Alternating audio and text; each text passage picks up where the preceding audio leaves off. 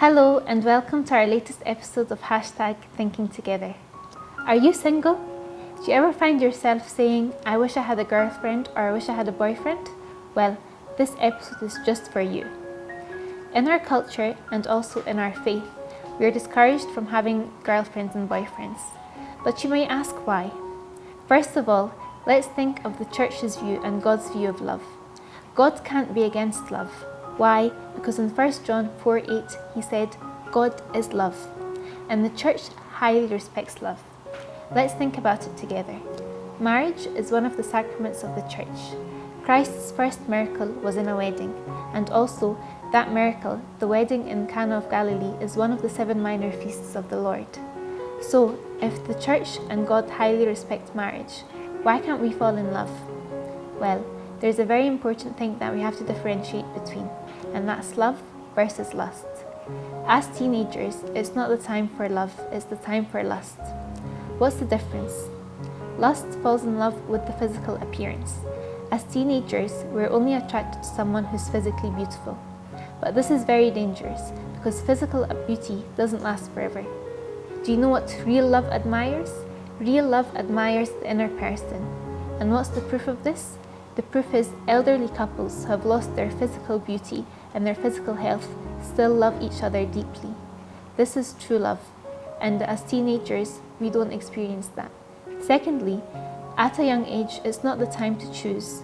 Why? Because you need time to meet lots of people and decide the personality that suits you.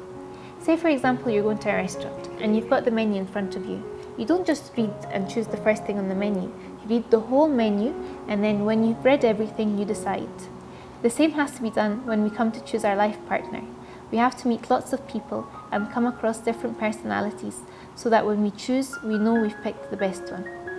And lastly, as teenagers, our emotions are very, very fiery. And the proof of this is that your mood changes every day. One day you love someone, one day you hate someone. So you can't choose your life partner in a mood like this. You have to choose your life partner when your emotions are stable.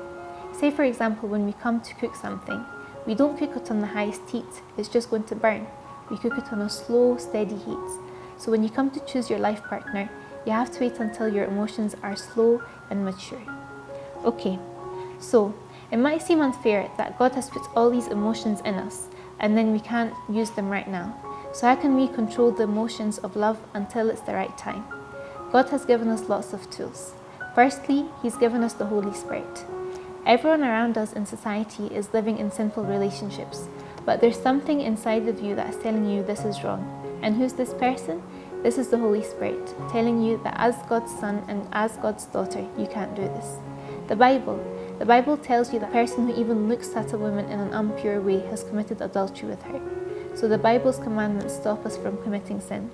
And also our Father of Confession and our parents will give us advice. So, if we resist all this temptation, what will we gain? First of all, we'll be successful in our youth because we'll be able to focus on our work and studies rather than focusing on our relationships. Secondly, we will have a successful marriage because we won't have had any bad experiences in the past that will hinder our marriage when we come to choose. Thirdly, we will also achieve blessings from God because when we obey God's commandments, God appreciates this and blesses us. So let's quickly summarize. Number 1, remember that God is love and the church highly respects love.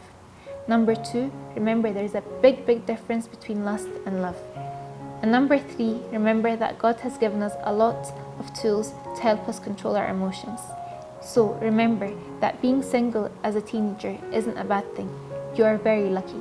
You're going to be able to enjoy your life as a youth and enjoy your marriage when it's the right time to choose. Thank you so much for joining us, and we look forward to seeing you in our next episode of #Thinking Together.